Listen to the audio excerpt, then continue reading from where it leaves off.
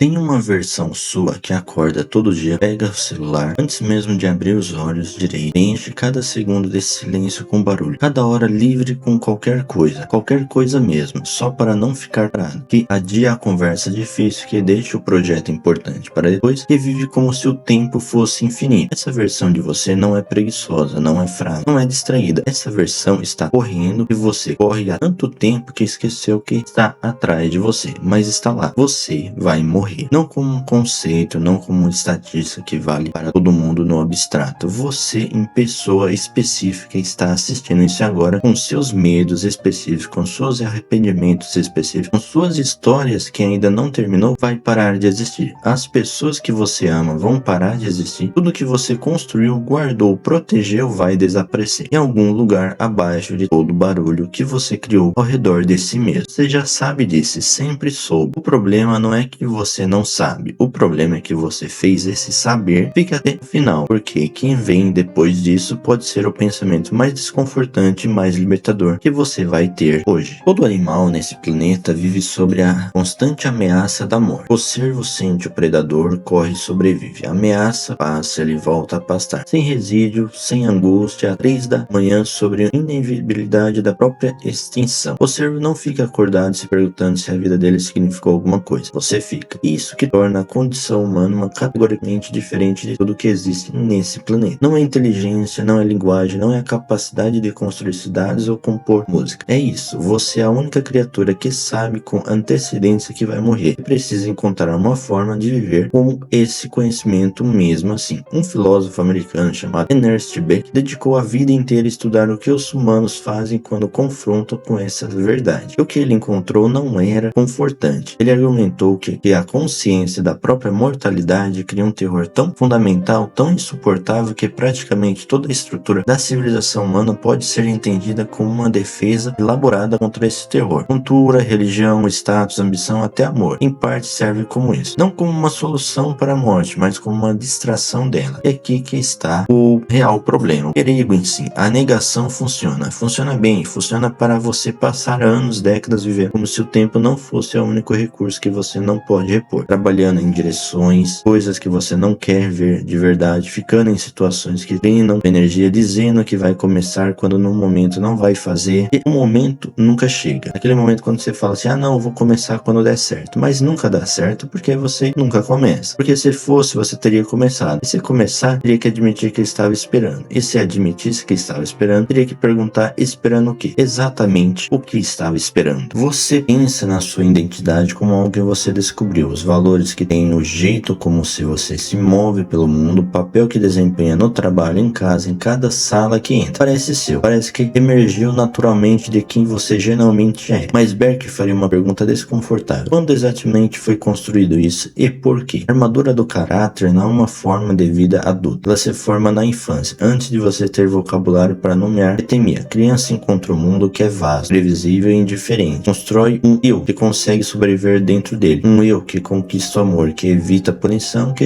gerencia a ansiedade de forma como ninguém. Um eu que funciona. E por que funciona? Você mantém, refina e eventualmente esquece que algum dia foi uma construção. Esse esquecimento é a armadilha. Pense na identidade que você carrega. O profissional bem-sucedido, o pai dedicado, a pessoa que tem tudo sob controle, o rebelde, o cínico, que não precisa de ninguém. Essas identidades não são aleatórias, foram selecionadas inconscientemente com um propósito específico, dar você uma sensação de permanência no mundo que não tem nenhuma, para fazer você sentir sólido, contínuo, real, porque se você é alguma coisa, algo definido, algo nomeável, então talvez o fato que um dia você será nada seja levemente menos aterrorizante. O custo dessa armadura é uma identidade construída para gerenciar o medo, em vez de expressar a verdade. Vai aos poucos sufocando a pessoa dentro dela, se acaba vivendo nas defensivas, otimizando para a segurança, para a aprovação, para a manutenção da estrutura, em vez de se mover em direção que realmente quer. Os anos passam, as armaduras aguentam, em algum lugar abaixo dela a vida que você poderia ter vivido espera pacientemente, sem nenhuma resposta concreta. Ninguém te disse que você estava tentando vencer a morte, não é assim que parece. O que aparece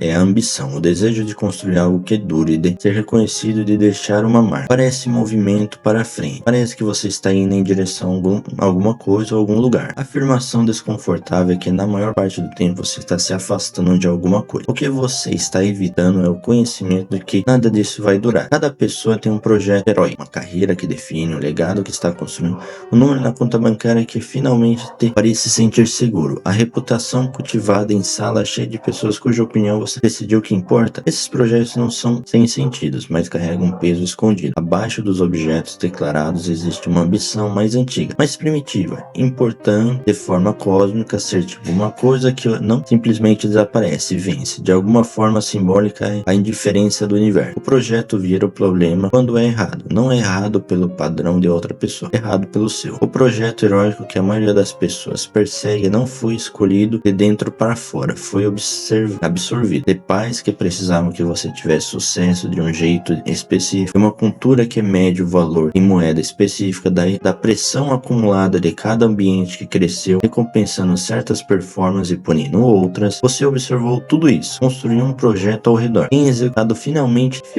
desde então, confundindo a herança com desejo, confundindo conformidade com ambição. E mais devastador, uma pessoa pode passar a vida inteira em busca de disciplina, de vigorosa, de projeto heróico, de chegar no final da cama, no momento em que a armadura finalmente cai, e perceber que era um herói de uma história de outra pessoa. E a coisa pela qual sacrificou décadas nunca foi realmente sua. Que a vida estava tão ocupada construindo foi uma forma muito elaborada de nunca perguntar o que realmente queria. E já é tarde demais para se perguntar o que realmente eu queria fazer. Existe um momento específico que chega para todo mundo. Não é confrontação filosófica abstrata com a modalidade que acontece em quartos silenciosos com livros. É real. Chega, sem aviso, não pode gerenciado ou adiado, formulado em algo mais confortável. O diagnóstico que muda a estrutura da vida. A ligação no meio da noite. O velório de alguém da sua idade. O aniversário que forma um cálculo que você não queria fazer. O que Beck notou é que as pessoas que desmoronam mais completamente nesses momentos não são as mais fracas, são geralmente as mais funcionais, as que tinham armaduras mais sofisticadas, os projetos heróicos mais convincentes, o sistema mais hermético para manter o terror distante. Porque a armadura não é torna mais forte, torna dependente. E quando as coisas que a armadura foi construída para conter finalmente atravessa, não tem nada aí embaixo, nenhuma capacidade desenvolvida para ficar com a verdade, nenhuma relação prática com inútilde, nenhum recurso construído de anos de confrontação honesta, apenas o terror bruto batendo numa pessoa que passou a vida se certificando de que nunca precisaria senti-lo. Isso não é falha pessoal, é falha cultural. A sociedade moderna é uma máquina extraordinária e eficiente para manter a morte invisível. Os moribundos são levados para os hospitais longe da vida cotidiana. A morte é tratada como um evento médico, falha do corpo, ser gerenciada por profissionais, em vez do fato central da existência humana que toda pessoa precisa integrar. Crianças são protegidas disso, adultos são descorajados a pensar nisso e funciona, é deixar de funcionar. A ansiedade suprimida pela morte não se dissolve, ela não desaparece, ela não vaza, ela aparece como um pavor generalizado que você não consegue nomear, com raiva irracional, pessoas que te lembraram a própria vulnerabilidade, como a necessidade compulsiva de cercar de pessoas que compartilham o seu sistema específico de negação, o terror que você se recusa a enfrentar consistentemente moldando tudo, sua política, seus relacionamentos, o sentido inexplicável em certas noites de que algo está profundamente errado, mesmo quando nada em particular está errado. Rachaduras na armadura não é um problema, a rachadura é a primeira coisa honesta que acontece em anos. Os estoicos tinham uma prática, um meni mori. Lembre que você vai morrer, não como um exercício mórbido de desespero com prática diária de clareza, porque sem lembrete mente a tratar o tempo como infinito. Enquanto o tempo parece infinito, tudo pode esperar. A conversa difícil, o projeto abandonado, a admissão honesta que você realmente quer, tudo adiado para um futuro que, de alguma forma, vai ser mais preparado, mais corajoso, mais livre, um futuro que nunca pode chegar. O que confrontação e a moralidade realmente faz não é experimento mental, mas a confrontação real, o que racha a armadura, o que não deixa você abandonar da mesma forma e devolver o peso específico é insubstituível da sua própria existência. Não é vida no abstrato, sua vida é esse dia, essa pessoa à sua frente, esse trabalho que importa para você e não importa. A confrontação tira a amortecedor do tempo infinito e deixa algo mais desconfortável, mais vivo do que qualquer coisa que a negação estava oferecendo. O momento presente na sua realidade plena não é gerenciado, é aí que a mudança acontece, não na resolução de ser diferente, não na lista de práticas que se podem ajudar, mas são ferramentas e ferramentas só funcionam quando a pessoa está construindo. Quando você realmente habita sua finitude, algo inesperado acontece. acontece. Pequenezas da vida cotidiana não desaparecem, mas para ser um problema, um momento ordinário se torna preciso e irrepetível, em vez de genérico e pulável. Uma coisa difícil que você evita se tornar menos aterrorizante do que a perspectiva que está chegando ao fim e tendo evitado. Você para de esperar que a vida se torne digna das suas atenções total e começa a prestar atenção mesmo assim. E a mentira está custando tudo. A vida que você está vivendo agora, o ritmo dela, as prioridades, as tolerâncias silenciosas e os sonhos adiados, a insatisfação leve que você aprendeu a chamar de normal só é possível porque você acredita em algum lugar abaixo do pensamento consciente que tem mais tempo que tem. Essa crença é mentira, ela está custando tudo, não no sentido dramático de uma vida desperdiçada visível de fora. Custo mais sutil, é mais pessoal, aparece na versão que você fica prometendo se tornar. Eventualmente não conversa com o que você teve porque é um momento melhor. No trabalho que não